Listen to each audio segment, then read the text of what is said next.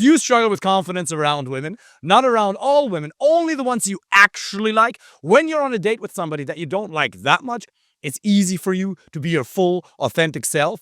But when you're talking to a lady that you really like, that you can actually picture yourself with for the long term, then you struggle. This video is for you. If you're a man with a successful career or your own business and you want to find a meaningful, serious, long-term relationship, I have some practical tips for you that you can implement straight away that will make you come across more confident and more authentic so you can attract the right type of woman. First of all, you have to understand that you're putting on a show. You're putting on a facade. You're pretending to be somebody that you're not. You're putting on a show in the hope of getting her approval. You desperately crave her validation. And the very act of putting on a facade makes you a lot less attractive and it makes you a lot less confident. You have to understand that you're projecting a false ideal onto this lady. You're pedestalizing her. You're seeing her for somebody that she isn't really. I would offer you the following mental experiment. How would you talk to her? How would you feel around her if she was already your wife of 7 years? How confident, how comfortable would you be if you had already been in a relationship with her for 7 years? Would you have a lot of nervousness around her? Or would you find it easy to be really, truly who you are, to express your honest thoughts and opinions, and to not filter yourself? Ask yourself that question. And the mere act of asking yourself that question makes you more confident because your unconscious mind, your brain, is going to come up with answers to whatever questions you ask yourself. That's why Tony Robbins says the quality of your life stands in direct proportion to the quality of the questions you ask yourself. Start asking better questions and your brain is going to produce better answers. If you ask yourself, what happens if she rejects me? Why on earth should she be with somebody like me? And you ask it in such a pessimistic, negative, self-depreciating way, your brain is going to come up with an answer that's going to disempower you, that's going to take confidence away from you. So simply by asking yourself, she's pretty, I wonder if she has a great personality, that already creates a totally different frame. If you take her off the mentally construed pedestal and you see her for who she actually is, a flawed human being just like you and I, it reduces nervousness. The next thing you can practically do to become more confident around the women that you actually truly want, and we're going to touch on authenticity again in a couple of minutes, is to write a list of 20 reasons as to why it would be a gift for her to be part of your life if you're compatible. Why would it be the greatest gift on earth for her to become your wife or your girlfriend if you're compatible? Not for all women, and this truly is not the case for 99% of women out there because you're not compatible. But if you're compatible, you're not one of the best options, you are the single best option out there for her. And this may not be a familiar way of thinking for you, fair enough, but adopting it has great utility. Adopting it makes you come across a lot more confident. The very act of coming across as more confident makes you more attractive. Write that list and don't make it 17 reasons, don't make it 11, at the very least 20 reasons of the value that you provide to the right woman. And it's not just financial value or holidays or experiences. Are you a kind person? Are you able to have intellectually stimulating conversations? Are you going to be a good father? Are you kind? Are you good in bed? Are you creative? Do you have positive energy? Do you make people laugh? Those can be rather intangible, yet have a very real positive impact on the relationship she'll have with you. You're probably somebody who would treat her in an amazing way. All these things, jot them down and then read them. Because you're not even aware of the value that you can contribute to a relationship. I see this in clients all the time. I had a call with a client yesterday. He runs a tech company, a rather small tech company with only 200-300 employees in Europe. And we were having exactly this conversation. He says, well, I'm struggling with confidence with the women that I actually like. The ones that I don't like, it's easy for me. And I told him, write down those reasons and then stop filtering your communication. In a professional environment, especially if you're running a rather large company or if you work in a corporate environment, you have been rewarded for filtering your communication.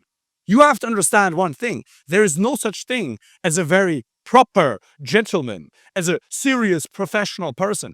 That does not exist. That's a facade. And yes, it's okay to be professional. Professional in the sense of giving it your best and executing and hardworking and improving your skills within a given environment. That's not what I mean by professional, but rather serious and proper and James Bond suave like. That does not exist. The people who pretend to be the most serious and proper, they're the ones who get whipped. If you ever watch Billions, that's like Chuck, somebody who's the US Attorney General in this fictitious show, who then gets whipped at night by some dominatrix, right? People who pretend to be proper, they're fake. They're faking things. And you are keeping up, maybe not to that extent, but you're putting up a facade in the hope that she will approve of your existence, in the hope that she will like you. And that very act makes you insecure. And the worst thing that can happen to you is not that she loses interest in you because of this, but that you actually attract the wrong woman, which is what happened to you in the past. That's why you got divorced. Part of the reason. That's why you've been in relationships that didn't truly fulfill you or her, because you were with somebody that you weren't truly compatible with, because you didn't let out your true full self in the beginning.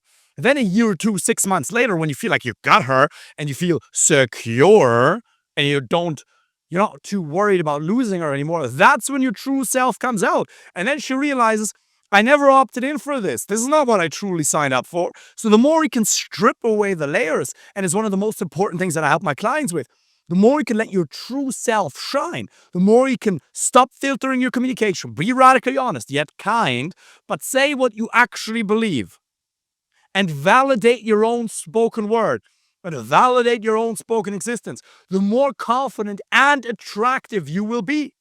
And as a result of that, you'll be like Moses parting the Red Sea. Most people won't like you. 9 out of 10.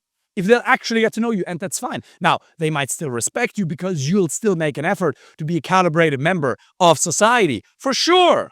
You're not trying to take away from anybody else's right to express themselves freely in society. That's not what I'm talking about. But you will realize that 9 out of 10 people you're not compatible with women as well as quality male friends or even business partners for that matter.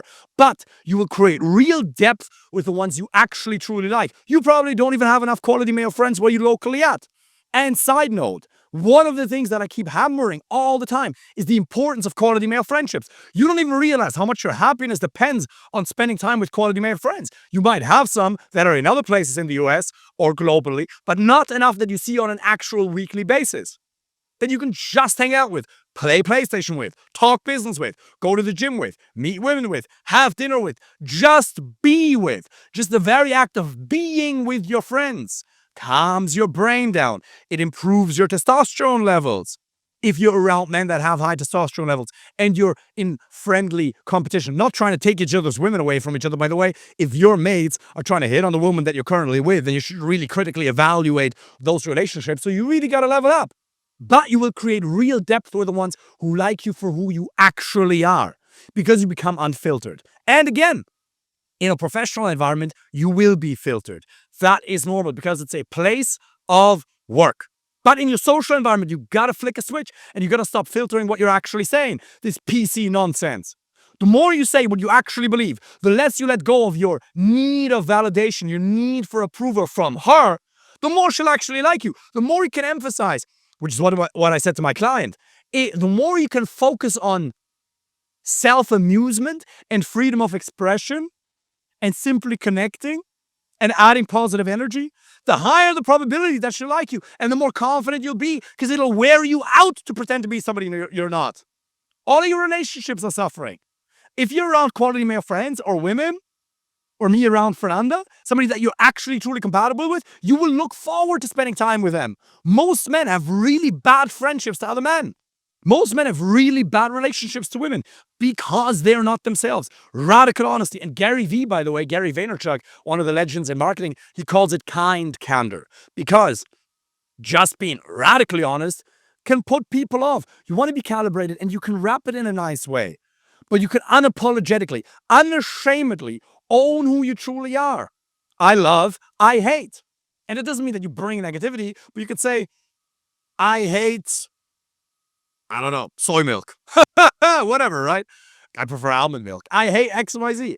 I hate the idea of a restriction of censorship. I love freedom of speech. Examples, right? Fill in the blank, fill in what's important to you. By the way, people say you shouldn't talk about politics or religion on the first date. Complete nonsense. If you're looking for a serious, meaningful, long-term relationship, absolutely you can bring that up. Now, don't have an intellectual discussion. Don't go too deep and meaningful. The first date has to be light and fun and easygoing, for sure. But if you're not aligned on religion and politics, you're not going to be in a relationship anyway. How are you going to raise your children? You're going to have so many unnecessary conflicts. Most of the conflicts you've experienced in your past relationships came due to a lack of compatibility regarding your values. And compatibility regarding your values means the same. Compatibility regarding your personality does not mean the same. Fernando and I, we have very different personalities, but our values are aligned. The more you can align your values, and you'll figure out whether they're aligned or not through kind candor, through being radically honest, the more you look forward to spending time with that person and the more confident you will truly be. So understand these are habits of communicating. You won't be able to change this from today to tomorrow, but over the next X amount of months, 1 month, 12 months, you can become more of you, not somebody else, but a more raw and honest version of yourself. And it'll be easy for you to interact with people. You won't feel so drained by the end of it. You can let go of that facade. If you want me to help you with that personally, apply for a free initial consultation. Looking forward to speaking with you soon. Take care.